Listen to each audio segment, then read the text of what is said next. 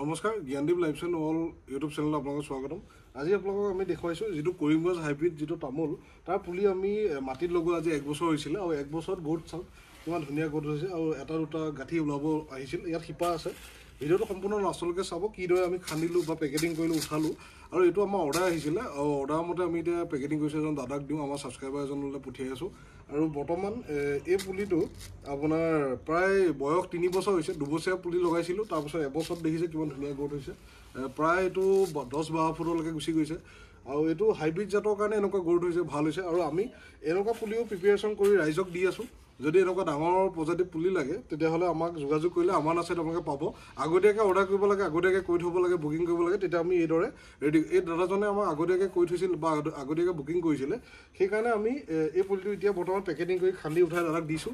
তেওঁ আগতীয়াকৈ পইচা পে'মেণ্ট কৰি থৈছিল কাৰণে আমি ৰেডি কৰি আজি এতিয়া ডেলিভাৰী কৰিব ওলাইছোঁ। আৰু সম্পূৰ্ণ ভিডিঅ'টো লাষ্টলৈকে চাওক আৰু এইদৰে আপোনালোকক যদি পুলি লাগে আহি আমাৰ নাচে পৰা লৈ যাব পাৰিব। বিভিন্ন ধৰণৰ জাতৰ পুলি আমাৰ নাচে পাব। ধন্যবাদ।